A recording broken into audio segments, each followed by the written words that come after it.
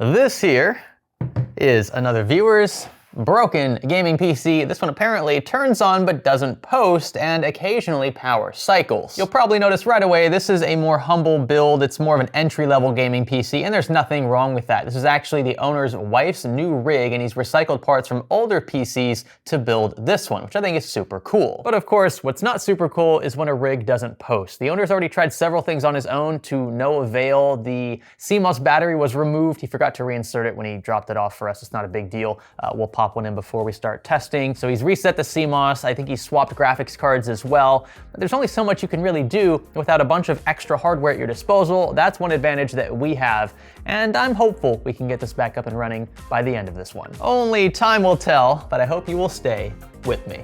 StarForge systems, like the one you're seeing here, come in all shapes, sizes, prices, and themes. Customize the PC that best suits you and let the experts at StarForge take it from there. Builds feature premium quality components, no different than what you or I might use in a custom build, and the attention to detail is excellent. Each StarForge PC is hand-built in Austin, Texas, and ships with a full 2-year parts and labor warranty. They sport tasteful cable management, option swappable plate lights in their Voyager lineup, which I'm a huge fan of here, and some of the coolest licensed themes on the market, if I do say so myself, including Terraria, Dragonlight, and even old school RuneScape. If only these rigs actually improved my mouse skills, which, yeah, are quite lacking. Nothing quite like Vorkath staring at me from inside my PC while it absolutely destroys me in-game. There's something sick and twisted about that. Look, the truth is, there are tons of builds, themes, and components to choose from at StarForgeSystems.com, including the latest and greatest graphics cards, so be sure to click the link below and pay them a visit today.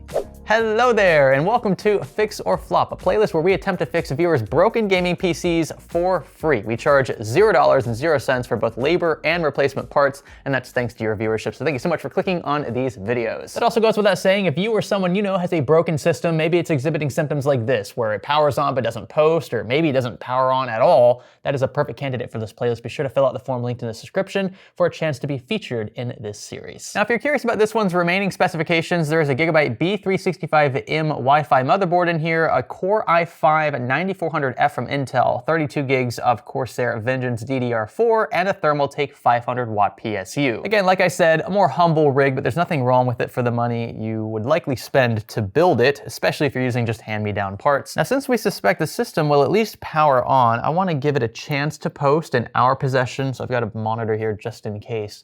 Let's go ahead and click the power button and see what happens.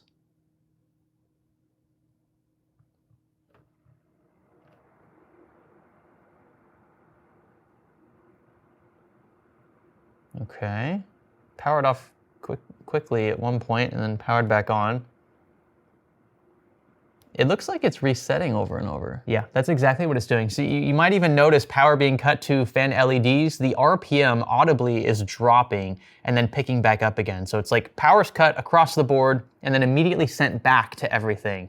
So it's just power cycling over and over, exactly what they described.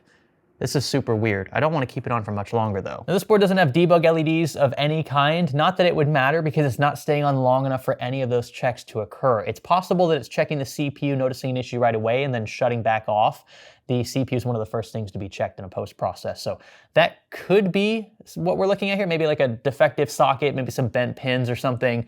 But more than likely, this symptom is indicative of some sort of power delivery issue. Maybe on the power supply side, maybe something else around the motherboard is miswired. We've seen that a few times already in this playlist. I'd also like to point out this Smart Series power supply from Thermaltake doesn't have the best reputation. I know it's a budget build and I know there are gonna be compromises across the board, but this unit I personally would stay away from. I'd opt for like an EVGA 500 watt instead. Look, I know this might end up on some forum where people complain that I'm giving bad advice, but I will never insist on spending a quarter of my entire PC build budget on a power supply. I'm sorry, there's no reason to do that. And in a $400 budget, spending 50, 60 bucks tops on a PSU, I think is totally justified. Yes, it might be a D tier unit. It might not have the best efficiency. It might have ketchup and mustard cables.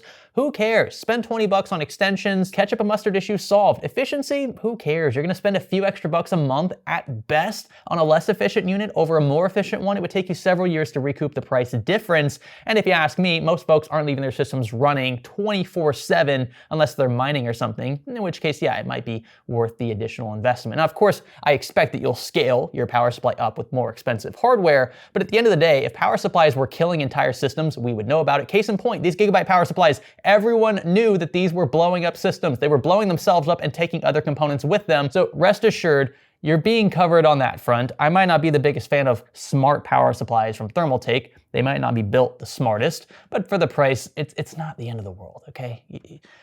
It's really not. I just quickly want to check things like the 24 pin, so that is fully seated. Same goes for the PCIe 6-pin, 8-pin EPS, and front panel here. Around back looks good as well. This is a non-modular power supply, so I'm not worried about disconnections on the unit side. SATA power, Molex power.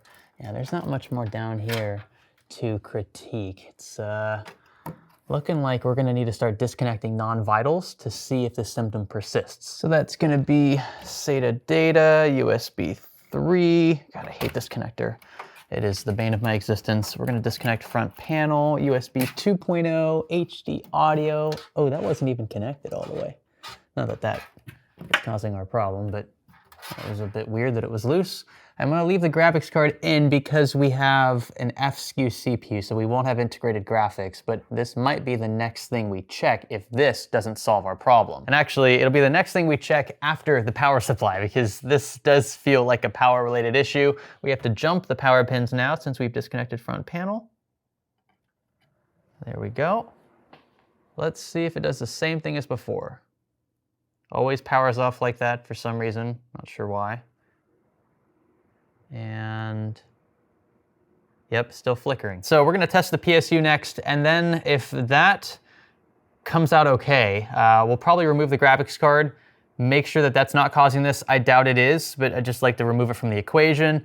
And then I'm gonna hone in on the socket. I have this sneaking suspicion that maybe there's an issue with the socket, especially if it's been played around with, rebuilt recently. And it looks like everything is a pass here. Timing, slew rate, voltages across the board. Power supply looks pretty healthy. Out comes the graphics card, and just so you know where I'm headed next, it will be a DRAM. Visually, this looks pretty good, a bit dirty, not a big deal. And again, this is a GTX 1650 4 gig. I know the owner says it's supposed to be an F-SKU. It probably is, but I'm gonna connect HDMI to the motherboard anyway, just in case. Here we go, power on, reconnected the power switch, and let's see. And it's just trial and error. You know, a lot of the stuff is rinse and repeat, isolate a separate variable, and try again, give it another go. If the problem persists, like it is here, then we know that what we've just changed has had no effect on the problem, which would allow us to rule it out as a potential culprit. That doesn't mean that the graphics card is okay, it just means that the graphics card is not related to the symptom we're currently seeing. So later on, if we put the card back in and then we get no picture out, but at least the system's not flickering like this anymore, it could mean that there is an issue with the power supply, it just hasn't had a chance to rear its ugly head. Again, my suspicion is growing. The more we do this, the more we strip away from this PC, it smells like a socket or CPU issue, but I'm going to remove DRAM just to make sure, because why not? It takes like 5 seconds, and it would be crazy not to do before we jump into something more complex. Physically, both DIMMs look okay, just holding them next to each other here to compare and contrast any missing SMDs. The odds of a single SMD missing on both DIMMs in the exact same spot is extremely low, which is why I'm doing things this way. And again, I want to emphasize, up to this point in the video, all we have done is simply strip components from the PC. This is something anybody could do at home. No, you don't need additional hardware that's known working, just stashed in a closet somewhere. And the reasons why I haven't thrown my known working stuff into this one are twofold so far. Firstly, I don't want to risk killing any of my known working components. We haven't fully diagnosed the issue yet. It could still be power related. Maybe a short in the socket somewhere could kill my DDR4, for example, if I tossed a kit in. Secondly, there's just no point yet, because if I add something known working to a still broken system, I'm only creating additional variables to, in the future, rule out again. It doesn't really add up. So we are stripping this further and further. The fact that we don't have DRAM in the system now means that we're not gonna get a post, no matter what. But I want to see if we still see the power cycling, the exact same symptom with the DRAM removed. Here we go. So far, it does power up. Shuts off as usual. I'm not sure if this is related to the power flickering. It is an unusual behavior. Oh yeah, see, it's still doing it. That should not be happening with DRAM removed. This is almost certainly socket related. There might be some other issue with either the CPU or the motherboard, but I have this hunch that maybe some pins are screwed up in the socket. So this is indeed a Core i5 9400F. You know what? Looks like my hunch was wrong. This socket looks pretty good. I'm gonna remove the board, check for any mounting abnormalities, maybe physical defects, but I've got to say she looks pretty darn clean. Apart from the socket, I don't see any burn marks, any missing caps or other SMDs. Also, if you're curious, from the side, rear I/O looks pretty good. No damaged USB ports or anything that could be causing a short. Case standoffs are in the correct places for this MATX spec, and the back of the CPU as well looks very clean. So where do we go from here? Well, my friends, this would be the moment to start introducing those known working components. Combining those with either the motherboard or the CPU should give us a better idea of which is to blame for the no post and power cycling. At this point, I think it's a toss-up. The motherboard is more than likely the culprit just based on experience. So what I think I'm gonna do is pair his 9400F with one of my known working motherboards. If we get a post, then we can safely assume that his motherboard is to blame. Now, unfortunately, I don't have a 9th gen Intel motherboard to pair with his CPU. It's an older platform by this point. It doesn't make sense to have a ton of those laying around. So we'll have to order one on Amazon. I'm hoping we can find one on Amazon. If not, we're gonna have to order secondhand from eBay. We really don't have any other choice. Only other thing I can think of before we pull the trigger on a new board, maybe I have a 9th gen, that's 11th gen CPU in my stash. This Intel Confidential, that looks like it says 9400F though. This might be worth testing. Just because, well, if it does work, then that saves us buying a motherboard for no reason. Ooh, look at here what I also found. So I actually have a 9400F consumer sample, so it's not an engineering sample or a test sample. I'd prefer not to get those out anyway. And a 9100F, which I don't want to downgrade him to, but the fact that we have two different CPUs here to pair with his motherboard, this will definitely rule out the CPU as the culprit. I'm gonna kick things off with my Core i3. I care less about that because, well, it's a Core i3. If it dies, then a big whoop. I'm gonna swap to the i5 though if we don't see power flickering of any kind. This does have integrated graphics, which would allow us to achieve a post if that power issue is resolved. So here we go. 3, 2, 1.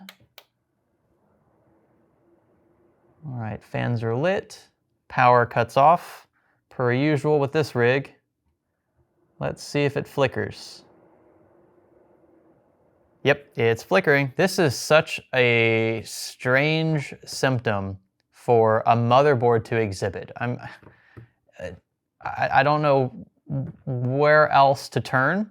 I think the motherboard's gotta go. In fact, something else I noticed, just to visually demonstrate what I was feeling, the CPU is not even getting hot. You can see other areas around the board are, including the chipset near the 24 pin, a few other places lower down, but the CPU is not getting power. That is not a good sign. You can even see with all the fans disconnected, we just have the motherboard CPU, a single stick of RAM, and the power supply involved here. The system is still flickering. The LEDs on the Corsair RAM are indicating as such. So it's not a fan issue. It's not an RGB hub issue. There is one from Skytech Gaming in here that has been completely removed from the equation. There's just one last thing I want to test. I know, it's just because I have to order this board. So again, I want to cover all my bases. The Passmark inline tester for our power supply is usually pretty good about letting us know of any issues on the PSU side, but I do want to try a known working power supply just to make sure, because again, the symptom does kind of, at least initially to me, seem like a power supply issue,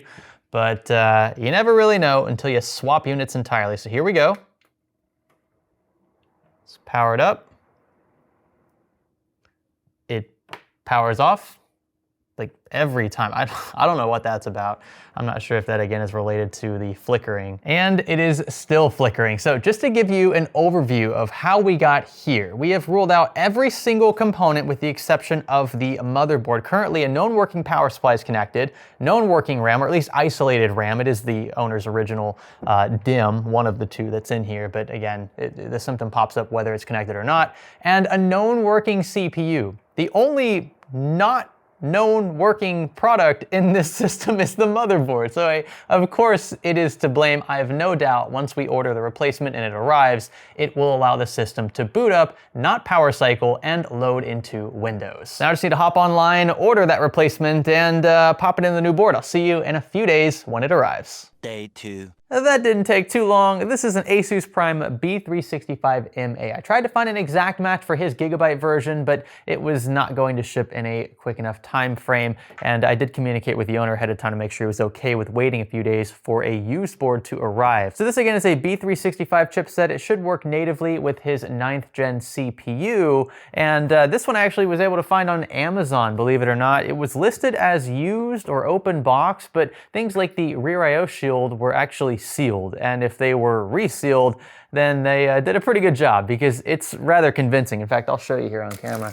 This looks like the original packaging. I would be surprised if this had been opened before. So the board is in very, very good condition. Again, almost new, if not new. And we're gonna go ahead and test off camera just quickly to make sure that the board works with known working hardware in my own stash, and then we'll pop it into his system, cross our fingers, hope that everything finally boots up without issue. Most important thing with these boards, the condition of the socket. And like I said, other than the fact that this board already looks pretty much brand new, the socket also looks very, very clean, no bent or missing pins. A few moments later. The board is confirmed working, so we're gonna go ahead and swap out his old one, which I think, is it being held in by anything?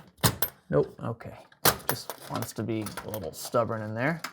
Out you go. Don't want to forget the replacement rear I/O shield. I almost installed the new board with the old shield, and that was definitely not gonna work. I'm just taking care of cable management, making sure everything's wired up, and yeah, we'll clean this up back here a bit as well. Let's not forget our graphics card. That should be one of the last things here to hook up. All right, this is for all the marbles. Sort of jumped into the deep end here, but that's because, again, I'm confident this is gonna fix the problem, or at least the problem we were seeing earlier. We know for a fact that the motherboard works independent of this person's hardware, but will it address the problem?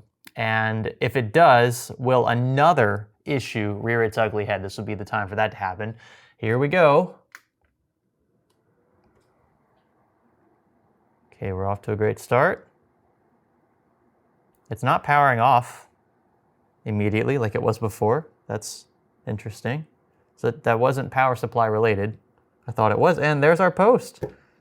Awesome. This should, well, I don't know for sure, but it more than likely will load into Windows. So let's see, if we just press F1, throw us into the BIOS, we'll enable XMP. I don't think there's much else we can do at this point. The fans, I think, are hooked up to the fan hub, and those are powered by either SATA power or Molex power, so I'm not sure we're gonna have independent control of those as is. I just see the CPU fan here. But we'll enable XMP and then reset. Let's try to get into Windows. Oh, well, you know what? That would be why the BIOS isn't seeing any drive connected. I was freaking out for a second. Looks like I forgot to connect SATA power to this 2.5-inch SSD. Ah, that is more like it. Config drivers, because of course we swapped motherboards, but this does indicate that Windows is on the SSD, so we should see the operating system any second now. That is mission accomplished. A bit of suspense because, again, we had to order a board secondhand. I don't like doing that, but when our back's up against a wall, we don't have replacements on hand. Maybe the platform is a bit older. It's just what we have to do in this space. And I'm happy that, firstly, the replacement board works. Again, it looked pretty much brand new, so I'm very happy with that purchase for, I think it was around $100 or so. Maybe a bit overpriced for an older motherboard. They just don't make them much anymore, and it's difficult to find them in decent shape. So I'll pay MSRP. I don't really care at this point. It got the rig back up and running. It loads into Windows now. All the LEDs and the fans and the graphics card seems to work. This is about as good an outcome as we could have hoped. And again, there's nothing wrong with a $400 or $500 entry-level gaming PC. This one certainly fits the bill. I think it's a great starter rate. It's gonna be great, I think, for the owner's wife. So it's got a few hand-me-down components in it, so that's totally cool. Love seeing components being recycled. You can extend the life, stretch the use case of a lot of these components by just handing them down to folks who maybe don't have gaming PCs already. It's better than scrapping them. It's better than throwing them in the trash.